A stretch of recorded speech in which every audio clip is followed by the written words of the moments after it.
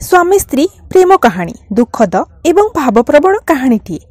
आसंतु कहानीटी को संपूर्ण शुणिबा। से दिन राति जेतेबेले मु घर को फेरिली मो स्त्री खाइबा परसी देले।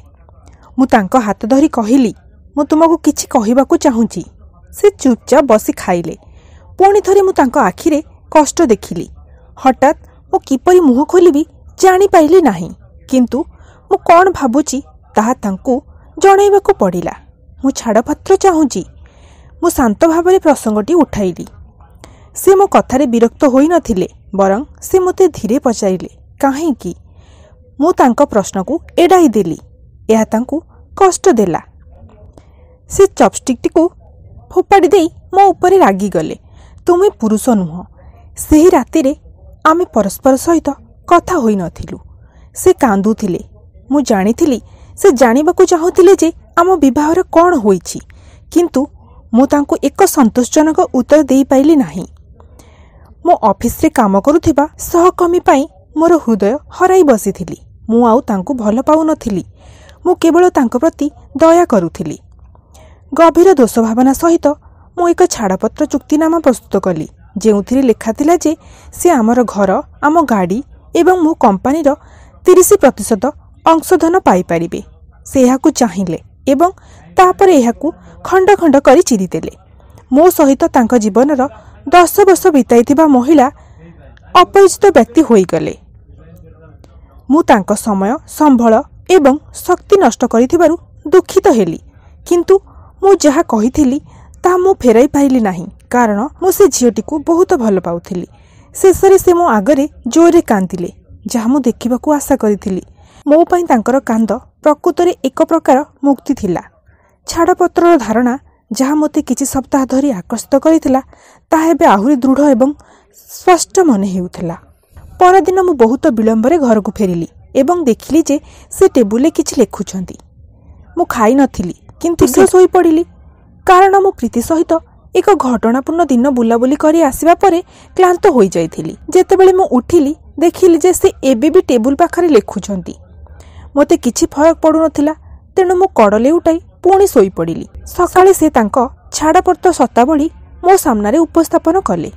से मो ठारू किछि चाहू नथिले, किंतु छाड़पत्र पूर्वरु तांकर गोटिए मासर नोटिस आवश्यक थिला। से अनुरोध करथिले जे एही गोटिए मासरे आमे दुहे यथा संभव साधारण जीवन यापन करबाकू चेष्टा करिबु। तांकर एही सत्तावलीर कारण सरल थिला। गोटिए मास मध्यरे आम पुअर परीक्षा थिला एवं से आमर भांगी जाइथिबा विवाहरे आम पुओ को बाधा देबाकू चाहू नथिले। एहा मो पई सहज थिला, तो तांकर आहुरी किछि शर्तावली थिला जे मु आम विवाह दिन तांको किपरि भाबरे आम बासर राति पई मु तांको मो बाहुरे उठाई नै जाइथिली। से अनुरोध करथिले जे मास सारा प्रतिदिन मु तांको आम सोइबा रूम रु बाहर घर पर्यंत मोर बाहुरे धरि नेबी। मु भाबुथिली से पागल होई जाइछंती बोधे। आमर शेष दिन गुड़ी को सहाय करिबा पाई मु तांकर अजब अनुरोध गुड़ी को ग्रहण कली। मु प्रीति को मो स्त्री छाड़पत्र शतावली विषय कहली। से जोरे हसिले एवं भाविले यह अଯଥା। से जे कोनोसी कौशल प्रयोग कले मध्य तांको छाड़पत्र सम्मुखीन हेबाकू पड़िबो। से ए कथा को निंदार सहित कहिले, मोर छाड़पत्रर उद्देश्य स्पष्ट भाव प्रकाशित हेबा परठारु स्त्रींकर मोर कोनोसी शारीरिक संपर्क होई नथिला। तेणु जेतेबेले मु प्रथम दिन तांको बाहुरे उठाई नै गली, आमे दुहे अजणा देखा जाउथिलु। आमर पुओ आम पछरे ताली मारिला। बापा तांको कोलरे मां को धरिछंती। पुओ कथा मोते जंत्रणार अनुभव कराइला। सोइबा घरु बसिबा घर पर्यंत, तापर द्वार पर्यंत। मु तांको मो बाहुरे धरी 10 मिनिट रु अधिक चली गली। से आखि बंद करी धीरे कहिले, छाड़पत्र विषय आम पुओ को कुह नाही। मु मुंड हलाइली, किछिटा विरक्त अनुभव मध्य कली। मु तांको द्वार बाहर पर्यंत बाहुरे उठाई नै गली। से तांको काम को जिबा पाई बस को अपेक्षा करबा को गले, किंतु मु एका गाड़ी चलाई ऑफिस को आसिली। द्वितीय दिन आमे दुहे बहुत सहजरे अभिनय कलु। से झुंटी पड़िले आ मो छाती रे आउजी गले। मु तांको ब्लाउज रो सुगंध पाइली। मु अनुभव कली जे एही महिला को बहुत दिन धरी ध्यान देई देखि नथिली। मु अनुभव कली जे से आउ युवती नाहंती। तांको मुहरे शुष्क कुंचन थिला। तांको केश धड़ा होई जाइथिला। आमर विवाह तांको ऊपर प्रभाव पकाइथिला। गोटे मिनिट पाई मु भाबिली जे ମୁଁ ତାଙ୍କ ସହିତ କ'ଣ କରିଛି। ଚତୁର୍ଥ ଦିନ ଯେତେବେଳେ ମୁଁ ତାଙ୍କୁ ଉଠାଇଲି, ମୁଁ ଅନୁଭବ କଲି ଯେ ଏକ ଘନିଷ୍ଠତାର ଭାବନା ଫେରି ଆସିଛି। ଏହି ମହିଳା ଜଣକ ତାଙ୍କ ଜୀବନର 10 ବର୍ଷ ମୋତେ ଦେଇଥିଲେ। ପଞ୍ଚମ ଏବଂ ଷଷ୍ଠ ଦିନ ମୁଁ ଅନୁଭବ କଲି ଯେ ଆମର ଘନିଷ୍ଠତାର ଭାବନା ପୁଣି ବଢ଼ିବାରେ ଲାଗିଛି। ମୁଁ ପ୍ରୀତିଙ୍କୁ ଏହା ବିଷୟରେ କହିନଥିଲି। ମାସ ବିତିବା ସହିତ ତାଙ୍କୁ ବାହୁରେ ଉଠାଇବା ମୋ ପାଇଁ ସହଜ ହୋଇଯାଇଥିଲା। ହୁଏତ ପ୍ରତିଦିନର କସରତ ମୋତେ ଆହୁରି ଶକ୍ତିଶାଳୀ କରିଥିଲା। ସେ ଦିନେ ସକାଳେ କ'ଣ ପିନ୍ଧିବେ ତାହା ବାଛିଥିଲେ। ସେ ବହୁତ ପୋଷାକ ପିନ୍ଧିବାକୁ ଚେଷ୍ଟା କଲେ, କିନ୍ତୁ ଉପଯୁକ୍ତ ପୋଷାକ ପାଇଲେ ନାହିଁ। ତାପରେ ସେ ନିଶ୍ୱାସ ମାରିଲେ ଆଉ କହିଲେ, ମୋର ସମସ୍ତ ପୋଷାକ ବଡ଼ ହୋଇଗଲାଣି, ମୁଁ କେଉଁ ପୋଷାକ ପିନ୍ଧିବି? ମୁଁ ହଠାତ୍ ଅନୁଭବ କଲି ଯେ ସେ ଏତେ ପତଳା ହୋଇଗଲେଣି, ସେଥିପାଇଁ ମୁଁ ତାଙ୍କୁ ସହଜରେ ଉଠାଇ ପାରୁଛି। ହଠାତ୍ ଏହି ଭାବନା ମୋତେ କଷ୍ଟ ଦେଲା। ସେ ତାଙ୍କ ହୃଦୟରେ ବହୁତ ଯନ୍ତ୍ରଣା ଏବଂ ତିକ୍ତତା ଲୁଚାଇ ରଖିଥିଲେ। ଅବଚେତନ ଭାବରେ ମୁଁ ହାତ ବଢ଼ାଇ ତାଙ୍କ ମୁଣ୍ଡକୁ ସ୍ପର୍ଶ କଲି। ସେହି ମୁହୂର୍ତ୍ତରେ ଆମ ପୁଅ ଭିତରକୁ ଆସି କହିଲା, ବାପା, ମାଆଙ୍କୁ ତୁମ କୋଳରେ ଉଠାଇବାର ସମୟ ହୋଇଗଲାଣି।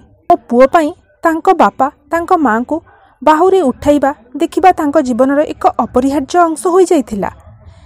ମୋ ସ୍ତ୍ରୀ ଆମ ପୁଅକୁ ପାଖକୁ ଆସିବାକୁ ଇଙ୍ଗିତ କଲେ ଏବଂ ତାକୁ ଜୋରରେ ଆଲିଙ୍ଗନ କଲେ। ମୁଁ ମୋର ମୁହଁ ଫେରାଇଲି, କାରଣ ମୁଁ ଭୟ କରୁଥିଲି ଯେ ମୁଁ ଏହି ଶେଷ ମୁହୂର୍ତ୍ତରେ ମୋର ମନ ପରିବର୍ତ୍ତନ କରିନଦିଏ। ତାପରେ ମୁଁ ତାଙ୍କୁ ମୋ ବାହୁରେ ଧରି ଶୋଇବା ଘରରୁ ବସିବା ଘର ଦେଇ ବାରଣ୍ଡାକୁ ଚାଲିଗଲି। ତାଙ୍କର ହାତ ମୋ ବେକକୁ ଧୀରେ ଏବଂ ସ୍ୱାଭାବିକ ଭାବରେ ଘେରି ରହିଲା।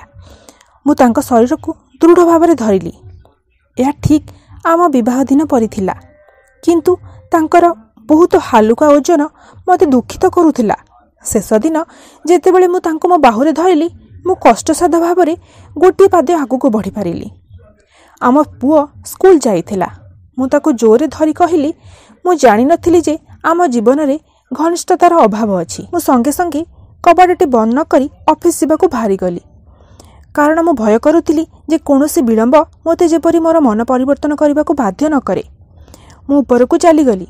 ପ୍ରୀତି କବାଟ ଖୋଲିଲା ଏବଂ ତାଙ୍କୁ କହିଲି, ମୁଁ ଦୁଃଖିତ ଯେ ମୁଁ ଆଉ ଛାଡ଼ପତ୍ର ଚାହୁଁନାହିଁ। ସେ ମୋତେ ଆଶ୍ଚର୍ଯ୍ୟ ହୋଇ ଚାହିଁଲେ ଏବଂ ତାପରେ ମୋ କପାଳକୁ ଛୁଇଁଲେ। ତୁମର କ'ଣ ଜ୍ୱର ହୋଇଛି? ସେ କହିଲେ। ମୁଁ ତାଙ୍କ ହାତକୁ ମୋ ମୁଣ୍ଡରୁ ହଟାଇଲି। କ୍ଷମା କରିବେ ପ୍ରୀତି, ମୁଁ କହିଲି, ମୁଁ ଛାଡ଼ପତ୍ର ଦେବି ନାହିଁ। ମୋର ବୈବାହିକ ଜୀବନ ହୁଏତ ବିରକ୍ତକର ଥିଲା, କାରଣ ମୋ ସ୍ତ୍ରୀ ଏବଂ ମୁଁ ଆମ ଜୀବନର ବିବରଣୀକୁ ମୂଲ୍ୟ ଦେଉନଥିଲୁ, କାରଣ ଆମେ ଆଉ ପରସ୍ପରକୁ ଭଲ ପାଉନଥିଲୁ। ଏବେ ମୁଁ ଅନୁଭବ କରୁଛି ଯେ ଯେହେତୁ ଆମ ବିବାହ ଦିନ ତାଙ୍କୁ ମୁଁ ମୋ ଘରକୁ ନେଇଯାଇଥିଲି, ମୁଁ ତାଙ୍କୁ ମୃତ୍ୟୁ ଆଗରୁ ଅଲଗା ନ କରିବା ପର୍ଯ୍ୟନ୍ତ ଧରି ରଖିବା ଉଚିତ। ପ୍ରୀତି ହଠାତ୍ ଉଠି ପଡ଼ିଲା ପରି ମନେ ହେଉଥିଲା। ସେ ମୋତେ ଏକ ଜୋରରେ ଚାପୁଡ଼ା ମାରିଲେ ଏବଂ ତାପରେ ମୋ ମୁହଁ ସାମ୍ନାରେ କବାଟ ବନ୍ଦ କରି କାନ୍ଦି କାନ୍ଦି ପଳାଇଲେ। ମୁଁ ତଳକୁ ଯାଇ ଗାଡ଼ି ଚଳାଇ ଚାଲିଗଲି। ରାସ୍ତାରେ ଫୁଲ ଦୋକାନରେ ମୋ ସ୍ତ୍ରୀ ପାଇଁ ଫୁଲର ଏକ ଗୁଚ୍ଛଟିଏ କିଣିଲି। ଫୁଲ ବିକୁଥିବା ଝିଅଟି ମୋତେ ପଚାରିଲା ଯେ କାର୍ଡ଼ରେ କ'ଣ ଲେଖିବି। ମୁଁ ହସିଲି ଏବଂ କହିଲି, ଲେଖ, ମୃତ୍ୟୁ ଆମକୁ ଅଲଗା ନ କରିବା ପର୍ଯ୍ୟନ୍ତ ମୁଁ ତୁମକୁ ପ୍ରତିଦିନ ସକାଳେ ବାହାରକୁ ନେଇଯିବି। ସେଦିନ ସନ୍ଧ୍ୟାରେ ମୁଁ ଘରେ ପହଞ୍ଚିଲି। ମୋ ହାତରେ ଫୁଲ ଏବଂ ମୋ ମୁହଁରେ ହସ ଥିଲା। ମୁଁ ସିଡ଼ି ଉପରକୁ ଚଢ଼ିଲି। ଆମ ଶୋଇବା ଘର ବିଛଣାରେ ମୁଁ ମୋ ସ୍ତ୍ରୀକୁ ମୃତ ପାଇଲି। ମୋ ସ୍ତ୍ରୀ ମାସ ମାସ ଧରି କର୍କଟ ରୋଗ ସହିତ ଲଢ଼ୁଥିଲେ ଏବଂ ମୁଁ ପ୍ରୀତି ସହିତ ଏତେ ବ୍ୟସ୍ତ ଥିଲି ଯେ ମୁଁ ଜାଣିପାରିଲି ନାହିଁ ଯେ ତାଙ୍କୁ କର୍କଟ ରୋଗ ହେଇଛି।